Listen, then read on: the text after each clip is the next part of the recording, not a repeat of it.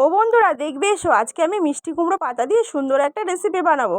তার জন্য আদা, লঙ্কা, মুসুর ডাল ভিজিয়ে রেখেছিলাম, একটু সিদ্ধ চালও ভিজিয়ে রেখেছিলাম। সেটা আমি সুন্দর করে মিক্সিতে পেস্ট করে নিয়েছি।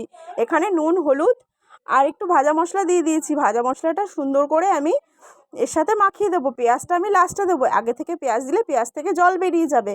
ওর জন্য আমি যখন পাতার মধ্যে এটা ঘষে ঘষে লাগিয়ে দেবো, তখন আমি পেঁয়াজটা দেবো। অল্প অল্প করে পেঁয়াজ দেবো আর অল্প অল্প করে আমি হাতের সাহায্যে লাগাবো। প্রথমে আমি চামচ দিয়ে দিচ্ছিলাম, কিন্তু চামচ দিয়ে দেওয়াতে আমার অসুবিধা হচ্ছিল। ওর জন্য আমি হাত দিয়ে প্রথমে সুন্দর করে দু সাইডে সুন্দর করে পেস্টটা লাগিয়ে দেবো। লাগিয়ে এরকম সুন্দর করে ভাঁজ করে দেবো। ভাঁজ করে পাতার পেছন দিকটাতেও লাগিয়ে দেবো, আবার সামনের দিকটাতেও লাগিয়ে দেবো, যেরকম করে বেগুনিতে হয় ওরকম। কিন্তু এটা তো ডাল বাটা, ওর জন্য ডুবিয়ে ডুবিয়ে করা যাবে না, এরকম হাতের সাহায্যে করতে হবে। এবার আমি কড়াইতে তেল গরম করে গরম গরম এটা ভেজে নেব। ভিডিওটি ভালো লাগলে লাইক, কমেন্ট, শেয়ার করো। এটা ভাতের সাথেও খেতে পারবে, শুধু শুধুও খেতে পারবে।